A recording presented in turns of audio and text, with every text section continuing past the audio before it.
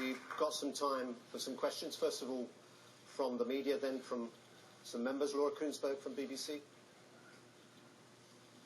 Thank you very much.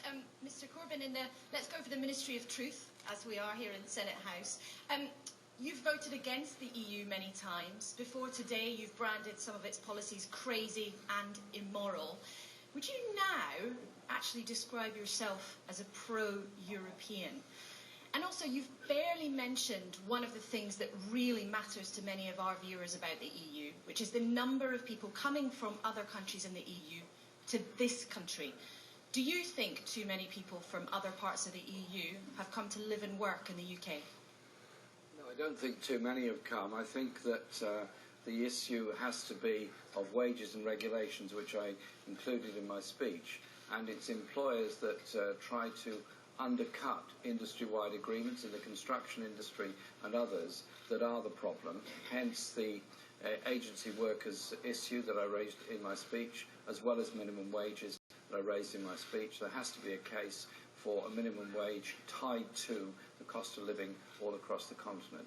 There is nothing wrong with people migrating to work around the continent, but there has to be a level playing field on pay and conditions. What we have is unscrupulous employers doing that. Yes, I've been critical of many things within the European Union. I think you would have probably gathered from my speech I have many criticism of the European Union. This is a decision about whether we stay in and argue for the kind of socially just Europe that I want, that our party wants, that the vast majority of trade unions and ordinary people in this country want, or we walk away from it. That's the decision that's been made. Does it mean I recant on everything I've ever said or done? Absolutely not. I'm sorry about that.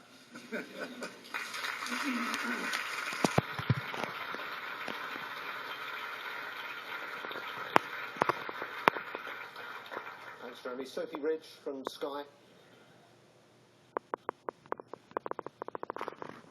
Thank you. Sophie Ridge, Sky News. As we're in the Ministry of Truth, what has caused you... You should never have said it. What has caused this conversion to the EU cause? You voted against membership of the EEC in 1975. Last year you said you couldn't rule out campaigning to leave the EU. Are you still a Eurosceptic? And if not, what's changed? Well, I did vote that way in 1975, kind of you to remind me. I remember it very well. I remember the debate and the campaign about it.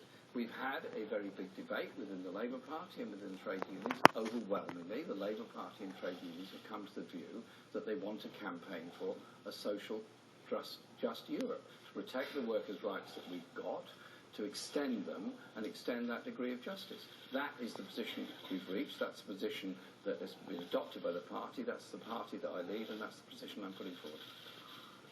It's also fair to remind you that John Prescott, Lord Hoyle, Hilary Benn all voted against in '75 and have changed their mind in this referendum.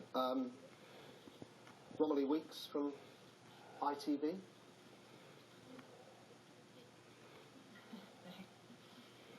Mr Corbyn, your first speech on the EU comes pretty late in the day, and you've spent as much time here setting out the need for Europe to reform as setting out the case for staying in. How do you hope to convince people with such a half-hearted approach?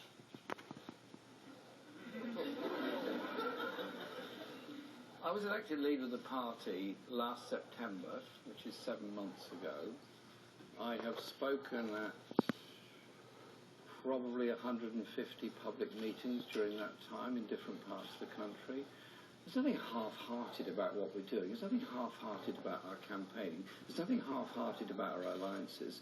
I've attended a number of meetings of the Party European Socialists. I've had lengthy conversations with prime ministers and party leaders all across Europe on the social justice case, the environmental case, the issues of climate change, trade and steel, and all those issues. I've made numerous speeches on all these subjects. There's nothing half-hearted about what we're doing. We're putting forward a political agenda about social justice in this country, driving down tax evasion in this country, but we're also putting the international case on human rights and justice and social justice all across Europe. That's what we're doing, and you'll hear plenty from us on this. There's nothing half-hearted about anything I do.